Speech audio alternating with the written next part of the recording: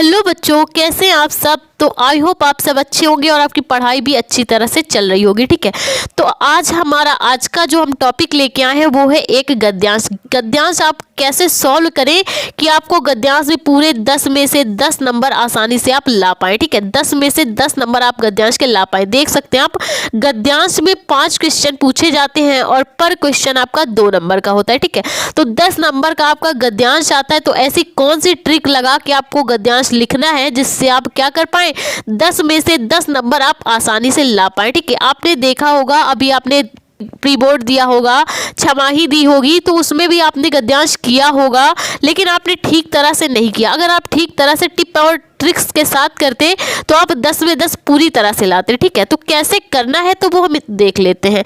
तो गद्यांश पढ़िए। गद्यांश हमारा है भूमि, भूमि पर बसने वाला, जन और संस्कृति, इन तीनों के सम्मिलन से राष्ट्र का स्वरूप बनता है।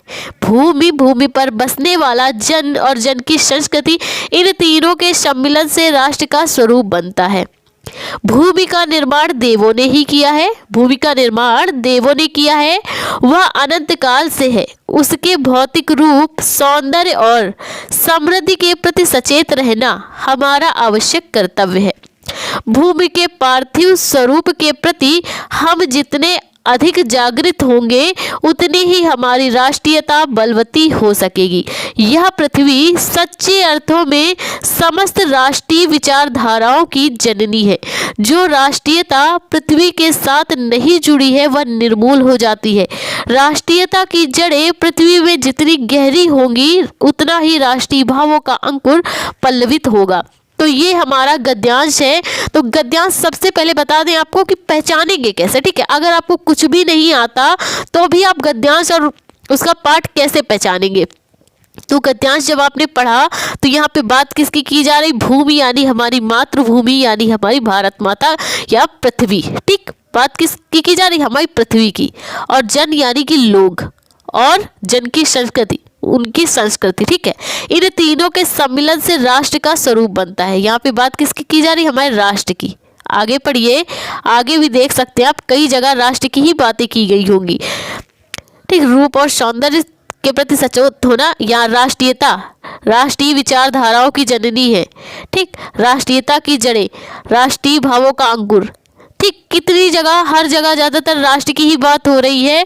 तो चैप्टर का नाम क्या हो जाएगा, चैप्टर का नाम हो जाएगा राष्ट्र का स्वरूप। ज्यादातर गद्यांशों में क्या होगा, जितने भी राष्ट्र का स्वरूप वाले चैप्टर के गद्यांश हैं उनको आप देखते ही पहचान पाएंगे कि वे राष्ट्र के स्वरूप के हैं। ज्यादातर वहां पे राष्ट्र की ही बात की जाएगी।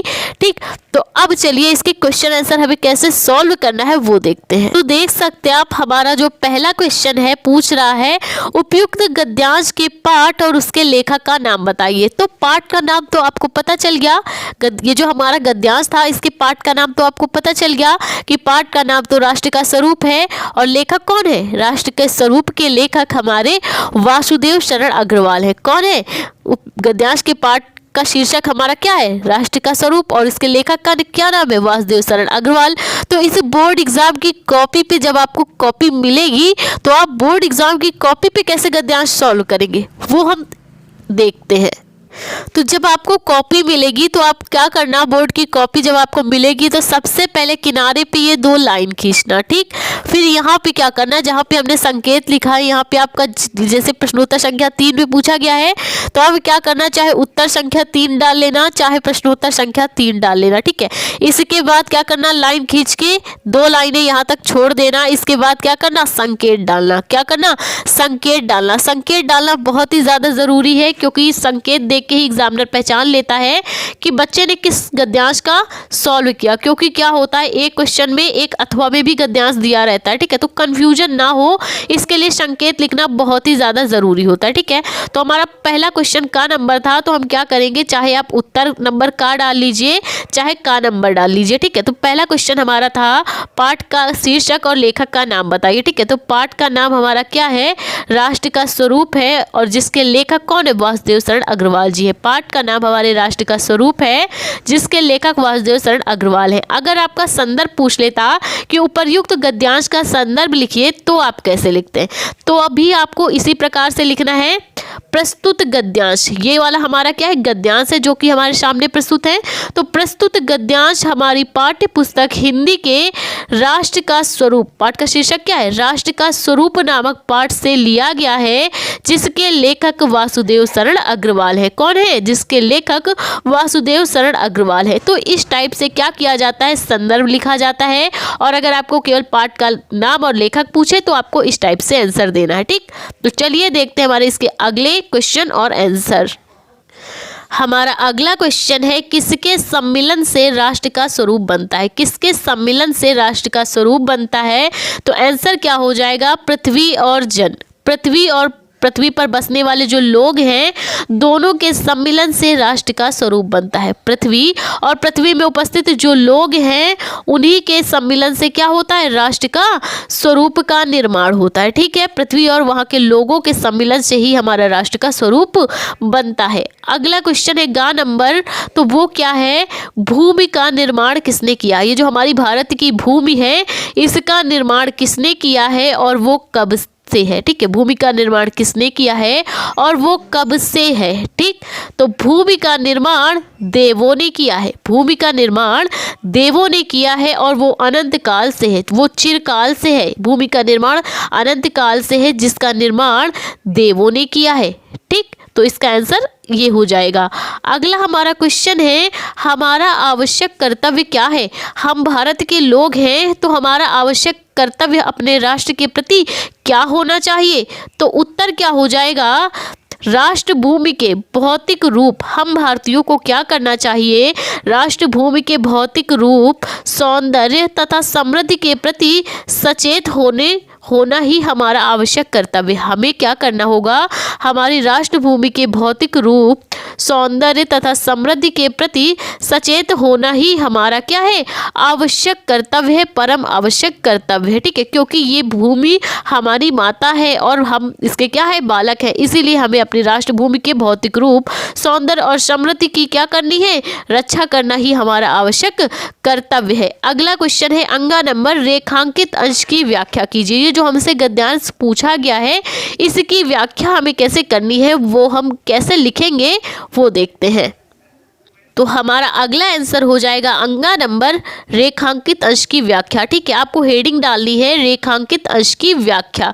ठीक, तो कैसे लिखेंगे इसको, प्रस्तुत गद्यांश, प्रस्तुत जो हमारे सामने गद्यांश प्रस्तुत किया गया है जिसके हम ये क्वेश्चन आंसर कर रहे हैं, तो हम लिखेंगे प्रस्तुत गद्यांश में लेखक कहते हैं, या फिर आप लिख सकते हैं लेखक हमारे द्विवेदी जी कहते हैं, हजारी प्रसाद द्विवेदी जी कहते हैं। प्रस्तुत गद्यांश में लेखक कहता है कि हमारी जो भूमि है और इस भूमि पर बसने वाला प्रत्येक नागरिक और उसकी संस्कृति से मिलकर ही राष्ट्र के स्वरूप का निर्माण होता है। प्रस्तुत गद्यांश में हमारा लेखक कहता है कि हमारी राष्ट्र भूमि और इस भूमि पर बसने वाला प्रत्येक नागरिक और उसकी संस्कृति से मिलकर ही राष्ट्र के स्वरूप का निर्माण होता है। चूंकि जो भूमि है, चूंकि भूमि का निर्माण तो देवों ने ही किया है और इसका अस्तित्व भी अनंत काल से है, और यह हमारा आवश्यक कर्तव्य बनता है कि हम अपनी राष्ट्र भूमि के भौतिक रूप, सौंदर्य और समृद्धि के प्रति सचेत रहें और इसकी क्या करें, रक्षा करें। क्योंकि ये जो भारत की हमारी भूमि है वो हमारी माता है, इसीलिए हमें क्या करनी चाहिए, इसकी रक्षा करनी चाहिए। ठीक है, हम अपनी राष्ट्रभूमि से जितना ज़्यादा परिचित होंगे, हम अपनी राष्ट्रभूमि से जितना ज़्यादा जुड़ेंगे और उसकी चीज़ों को पहचानेंगे या उससे परिचय जितना ज़्यादा बढ़ाएंगे, और तभी क्या होगा, हमारी राष्ट्रीय भावनाओं को भी बल मिलेगा। हमारी राष्ट्रभूमि पृथ्वी सच्चे अर्थों में हमारे राष्ट्रीय विचारों की क्या है, जननी है, यानी कि माँ है। और यदि हम अपनी राष्ट्रीय भावना का जुड़ाव पृथ्वी के साथ गहराई से नहीं जुड़ेगा तो हमारी राष्ट्रीय भावना बिल्कुल कुंठित हो जाएगी। अर्थात हमें हमारी राष्ट्रभूमि से जुड़ा रहना चाहिए, जिससे हमारे अंदर राष्ट्रीय भावनाओं को और ज़्यादा बल मिलता रहे। तो इस टाइप से क्या किया जाता है, किसी भी गद्यांश के प्रश्न उत्तर को हल किया जाता है। ठीक है, इस टाइप से गद्यांश के प्रश्न उत्तर को हल किया जाता है। तो आई होप आपको गद्यांश के प्रश्न उत्तर करना अच्छे से समझ में आया हो तो प्लीज़ वीडियो को लाइक, हमारे चैनल को सब्सक्राइब करें। Thank you for watching this video.